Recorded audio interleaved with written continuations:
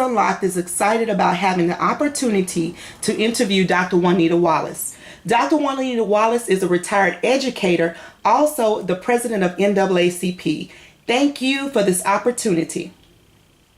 All right, how's it going, Dr. Wallace? Oh, wonderful. Doing all right today? I am fantastic. All right, well, we're thankful that you're here for the interview and everything. So we're going to go ahead and jump right into the question. All right, so the first question is, you've been the president of the NAACP for 6 years, which requires a lot of organization and leadership skills. How difficult do you believe it would be to step into the role of city councilwoman, and why? Well, I don't think it'd be difficult at all, because my whole idea is that being administrator for DISD and being a principal as well as a reading specialist, all of that came into sort of prepared me for what I'm about to do. And not only prepared me, but gave me the skills to be able to talk with diverse communities, to talk with diverse individuals, and to actually build coalitions. Even within a school, sometimes you have to build a coalition with the people around the community as well as the people within the school. So my skills, my communication skills, as well as my compassion for people has just prepared me to be very compassionate for the people in the community, as well as to work with the other council people. So I don't think it's going to be very difficult at all. As a matter of fact, it's been a training for me so that I can do well when I step into that position. Okay, when you step into that position. There's been a lot of turnover in DISD. For example, by the end of 2014, Billy Earl Day Middle School, which is located in District 7, had 4 different principals within a 2-year time frame. What would you attribute the significantly higher turnover rate, and how would you improve the morale of the educators to reduce this turnover rate?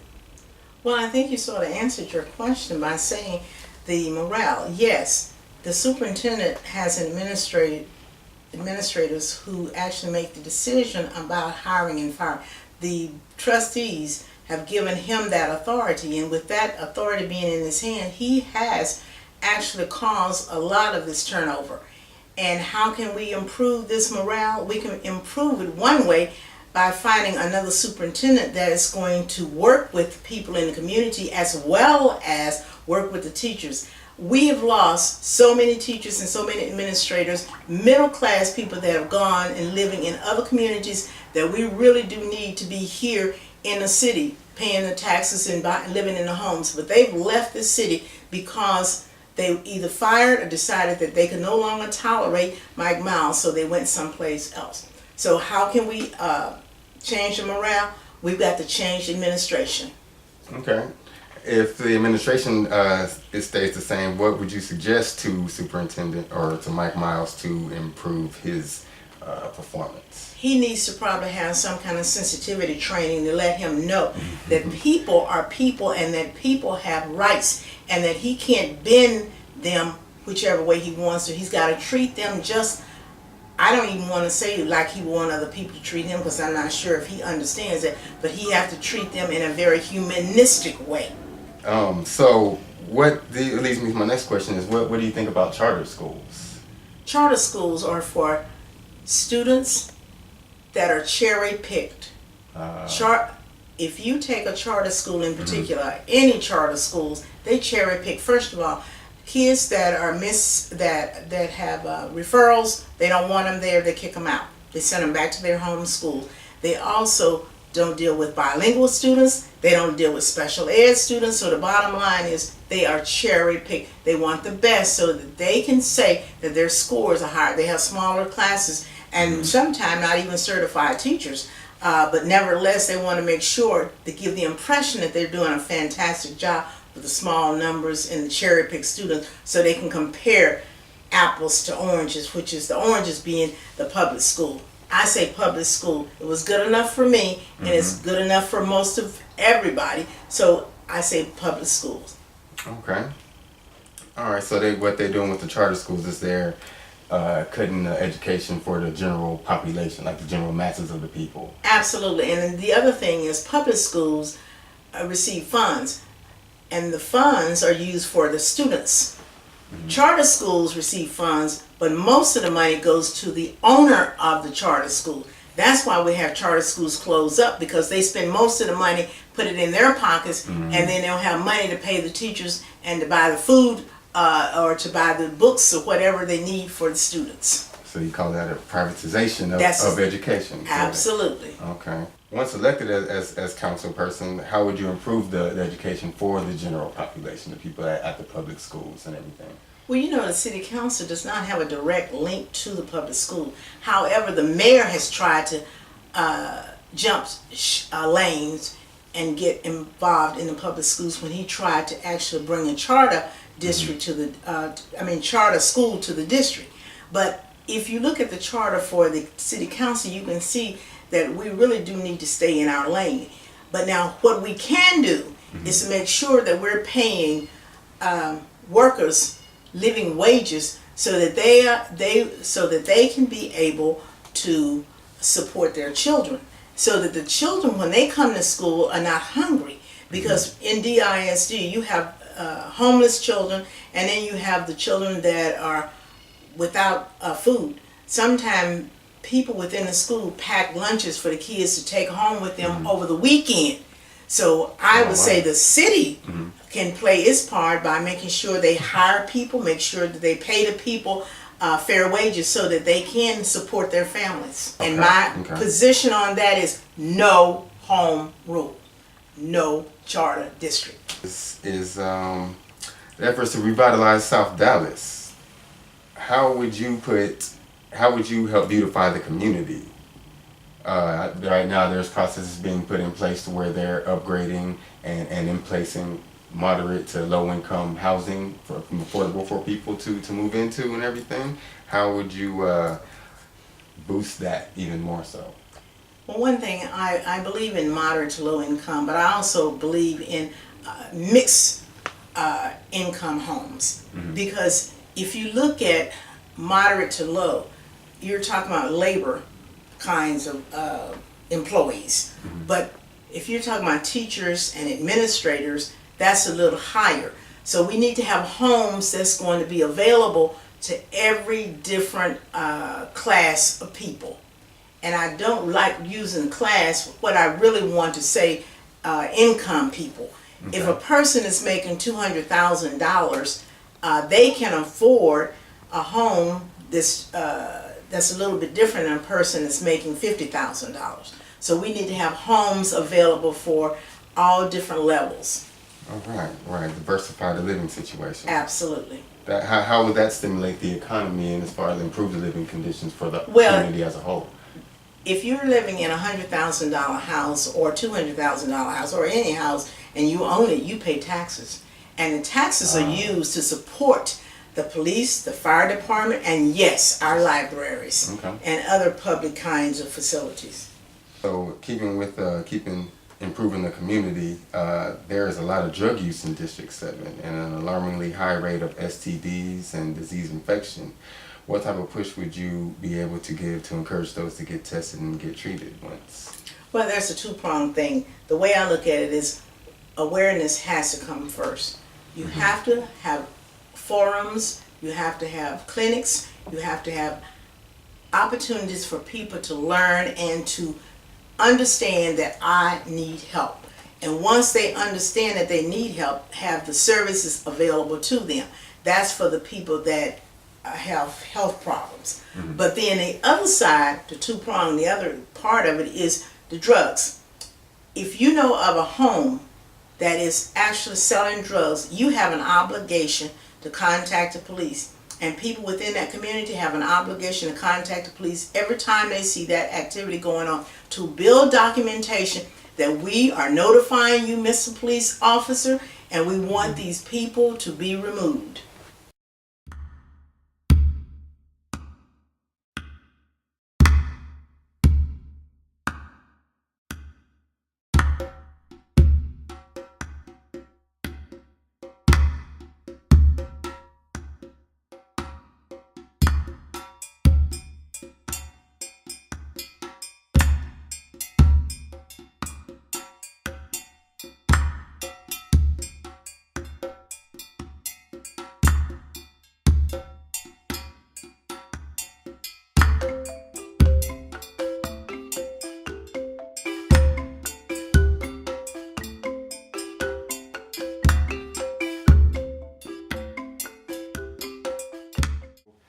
All right, we're going to discuss the Fair Park project. And there's a proposal on the table that's said to bring jobs to South Dallas area, the Fair Park district and everything.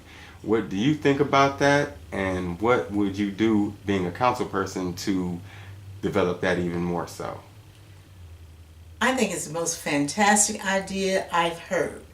We do know that the mayor had a task force, and that task force worked on a plan, but they didn't get community input. And with that being said, how can you make a plan for somebody else? Well, this particular plan gathered business people as well as community people, everybody, and brought them to the table. And this was not only a plan that's laid out, but it's also been researched. And as an educator, I believe you have to research to find out at least how this is going to work, how it's compared to people, the same kind of parks in other cities. Now we got a park over in Fair Park, and no grass. 85% is asphalt. So that number one is on the table for the proposal to reduce the amount of asphalt, to put a parking underground, put grass on the top, but more importantly, have 4 different zones. Did you know that in Fair Park, when they have the state fair, there are 10 men that actually lease the property from the city for 4 months, and at the end of the fair, the 4 months lease is up, they walk away with $41 million.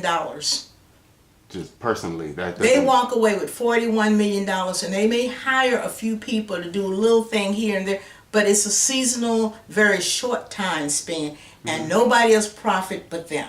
So we're proposing 4 actual zones in Fair Park. Let them keep the actual state fair, but reduce the size of it.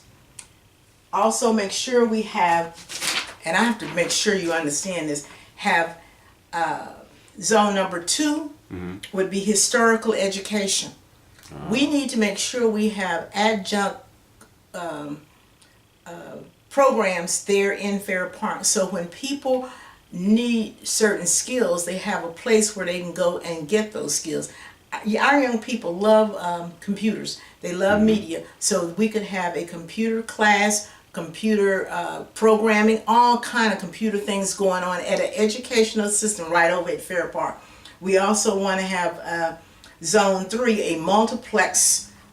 We know we have the Cotton Bowl over there, but what about other sports? We need to have other sports over there. And in the 4th zone would be a Dallas Commons, where you would have a theater. Can you imagine a theater? Can you imagine a boutiques? Can you imagine a hotel? Not a motel, a hotel. When people come to town, they can stay there. That would be ongoing kind of traffic in Fair Park. 365 days as opposed to just those 1 month. And guess what it will bring? It will bring $2.42 billion in direct spending. Research now. $2.5 billion in construction. Look at the jobs we're talking about. That's what I'm talking about. That's a plan. What I would do, be an advocate for this plan, try to locate people within the community that needs the training so that they can be a part of this, make sure that they be at the table so they can get the actual contracts. This could change the entire Fair Park, but you know what else it would do? Change the entire city. It would. People would look at Fair Park and South Dallas through different lenses. Right now they look at it as nothing, but we put this proposal together and bring it to fruition, we got a diamond for sure. Okay, and moving on, something not too exciting, we're going to go into community relations with the police and things. So, we might want to. All right, can you tell us a little bit about the Dallas Police Community Support Coalition and your role in it? I'm excited about that too, because what I see is that Chief Brown is using data and experience to some degree, but also knowledge about what happened in Ferguson, what happened in New York. And he came, gathered a whole bunch of people together and said, we need to look at our curriculum, we need to look at our training, we need to look at every aspect of the actual policing here in the city of Dallas. Because we don't want to have what happened there to happen here.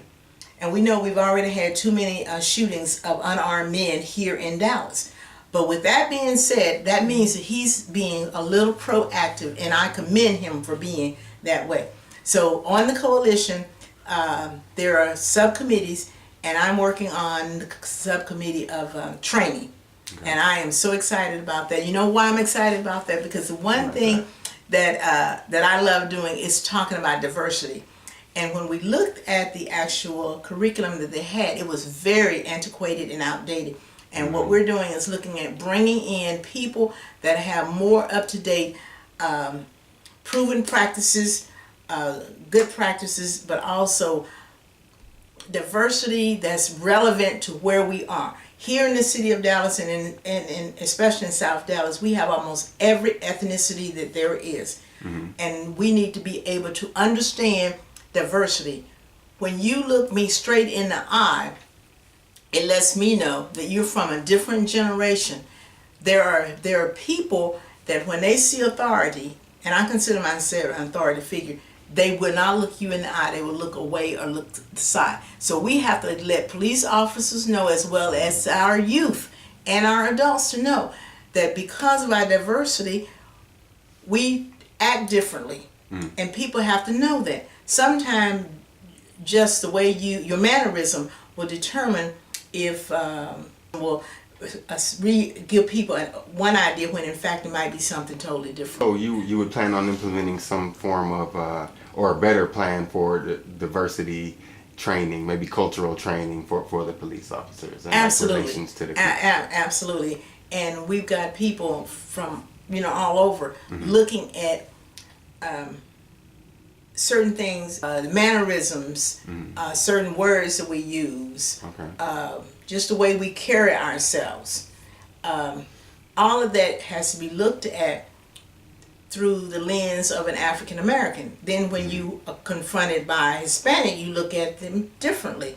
And then when you're Anglo, it's different. See, so the bottom line is the police officers have to get to know our culture and understand who we are and why we act certain ways.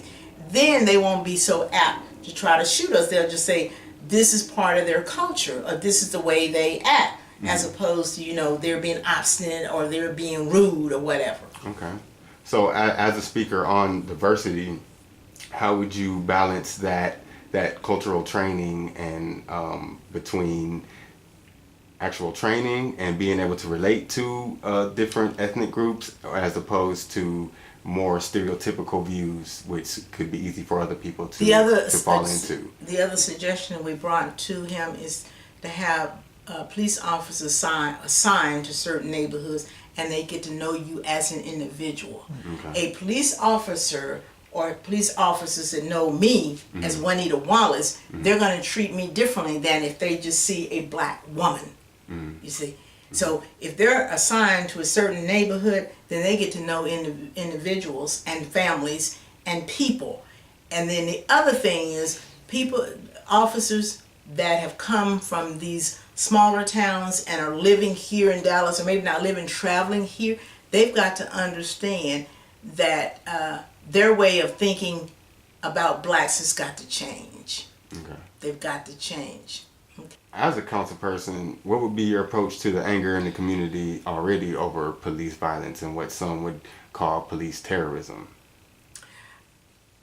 Well, I was away, I think in Alabama or somewhere, when we had the protests here in Dallas.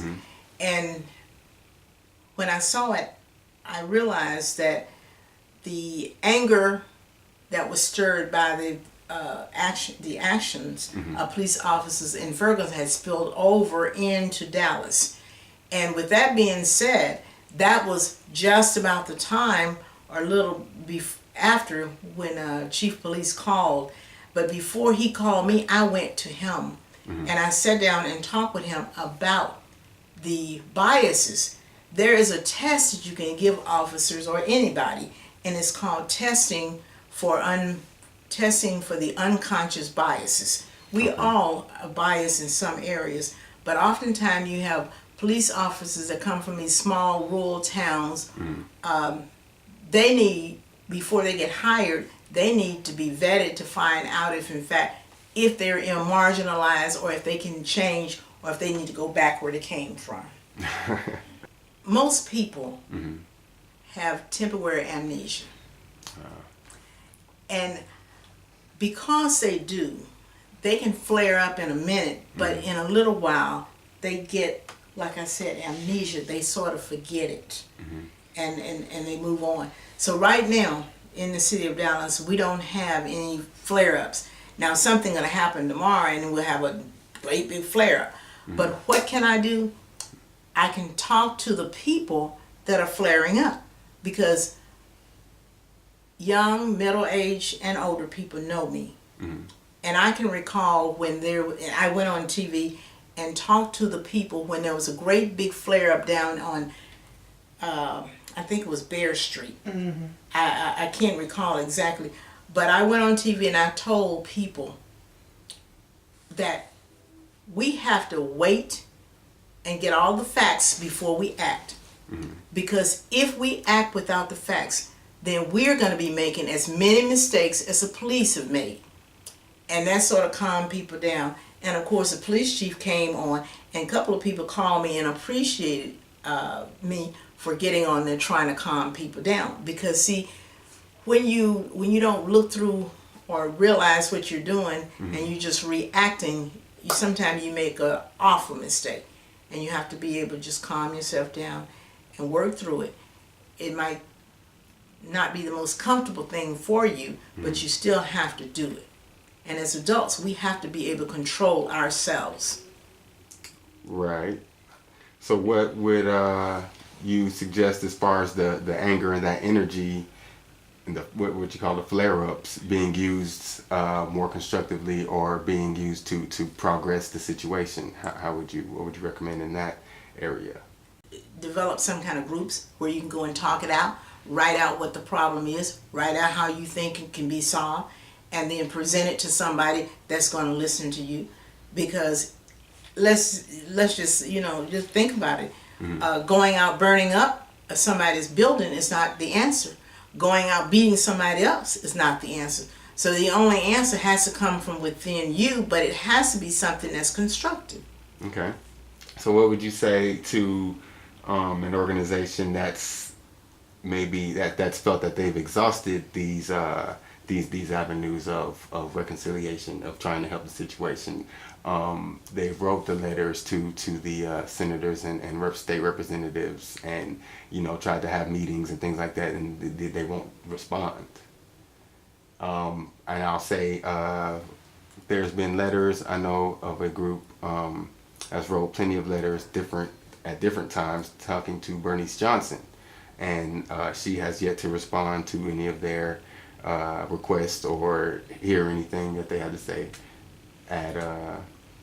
So did they come up with a solution themselves? Did they think of what else that they could do since she won't do anything?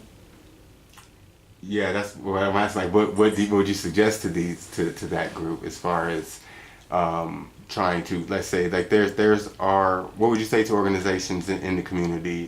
There are a few of them, like Dallas Communities Organizing for Change, and maybe Mothers Against Police Brutality, and these kinds of organizations. Well, I'd have to know specifically what the problem is, but you have to go through the law. Okay. So you write a bill, or first you got to find a representative that's going to support that particular bill. You present it to him. He'll do a draft. Then after he makes a draft, then he can make it into a bill, and then he can try to pass it through Congress and etc. But anything that's worth having is going to take a while to do. I have the steps for making a law, and we've got one that's on the table right now. That is to put body cameras on every police officer. But you also have to have the funding to go along with it. Some of the smaller cities are saying, we don't have funds. But anything worth having and that's going to be sustainable is going to take a while. You can't fix problems overnight because it took forever for those problems to mushroom. So you can't fix them overnight. So I tell your organization, write down all the options that they have. Go ahead and try to make a law, put it into a bill to make a law. And then once you have the law, then that's going to be what's going to save you. So speaking of the different organizations and everything like that, would you be willing to work with the organizations coming out of South Dallas and District 7 and once elected as council person? Oh, absolutely. I believe that as a council person, I'm to be accessible to any and every, not only just constituents and those are the people that voted for me, but every person that's in the city, in District 7 and in the larger city. As a matter of fact, I'd already thought about dividing the District 7 into at least 7 different parts.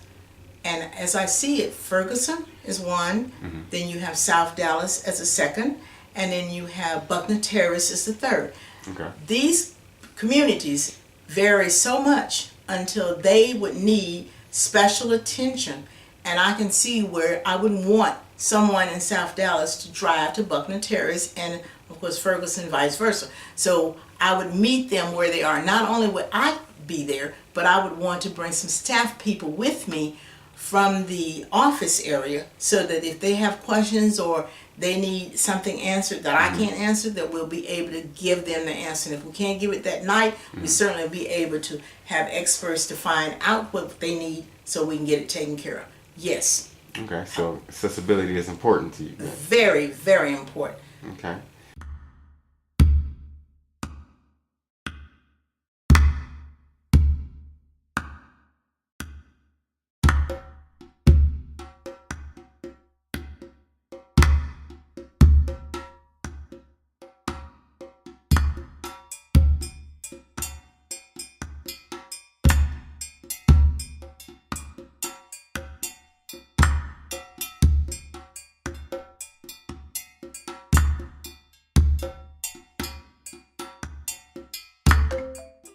I want to say to Dallas City Council District 7 voters, constituents, and the entire city of Dallas that I believe I am the candidate for the seat. And the reason I believe that is because I'm accomplished. I've done quite a few things, traveled all over the United States. I have evidence as opposed to claims. Some people are claiming what they're going to do, but you can look at my website, you can Google me, you can find me just about anywhere, and you'll find that if I say I did it, I did. Very competitive, I will get the job done. I know how to ease tension. I'm unbought and I'm unbossed.